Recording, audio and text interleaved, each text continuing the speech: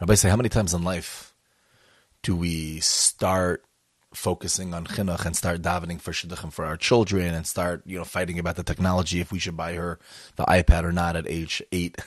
How many times do we start at age 8 or start at age 15, or we start asking questions to our rabbis at age 18? What should I do? My daughter this, my daughter that. What happened from day one? What happened from the very beginning? You got to start from the beginning. You have to realize that every child is born, that's the future of his dynasty. There's a huge responsibility that we have with every one of our children in Klal Yisrael. And every marriage, when a chassan and kala get married, the beginning is the most important part. All of it is very important, but the beginning is where the foundation is set. What is this marriage going to look like? We better have good communication, and we better know what we're supposed to be doing. We better have been taught correct and have good midos and work on midos now, because this is the future of our dynasty. This is not just like, okay, so it's an obstacle, okay, so this happened, that happened. No. This has to be perfect. This has to be really good. When I say perfect, I don't mean that our goal is perfection and anything bad. That's going to cause anxiety and depression. What I mean is we have to do the work now. We have to be very careful to do our best to make things work now with chinuch, with our children, with our own marriages, with so many things, because there's so much more at stake. It's not just this one lion. It's not just coming late one day. It's talking about the hatzlacha for the rest of all the generations. What's going to happen? We have to be so careful to make all the right moves in the beginning. Make sure we treat people nice in the beginning, in the middle, and the end. But in the beginning, when we first meet people, when we first start out in school with our children, when we first this, when we first that, it's got to be strong, because there's so much at stake for every single one of us. For every single one of us. This is the lion of all the future lions. And guess what? This child that you just had today, or this child that was just born, or the bris that you made today, or the this or the that, that's it. So what's going to be with the rest of his life now? What are you going to be okay with? What are you going to allow into your house? What are you going to put into this person's foundation? I mean, after all, this is the rest of this is going to be his legacy. We have to be so careful with everything that we do, because it's not just us. And if you want to even put in the first Varter that we spoke about, there's so much at stake, because everything affects all the environments also.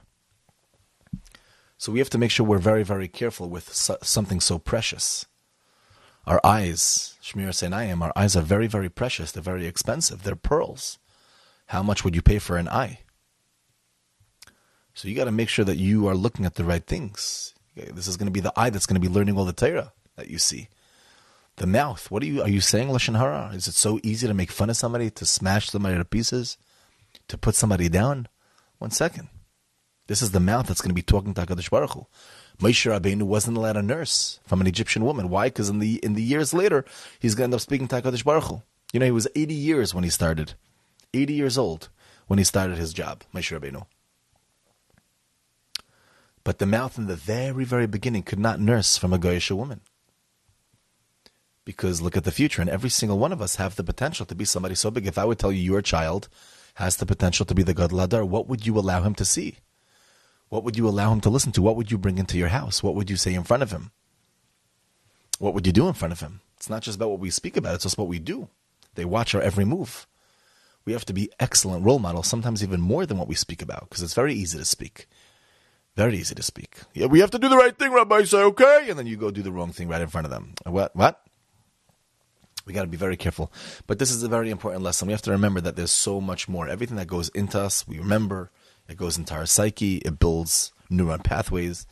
We have to be very, very careful that we're doing the right thing from the very beginning, and we're starting chinuch young, and we can't start at 16, Rebbe, what should I do with my daughter? You got to start when the daughter's just born. Start davening for shluchim now. It's important. And anybody who's a chassan and kala, anybody who's dating, anybody who's about to get married, just remember that the beginning is very important.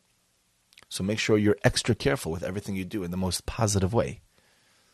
Because this is the future of your legacy, of your dynasty. And this is the message that we learned from this, one of the messages that we learned from the lion. That Noach was being taught that there's so much at stake over here. And when the responsibility is so big and so strong, we have to be extra careful. And it's the same thing, this could go on in so many different ways.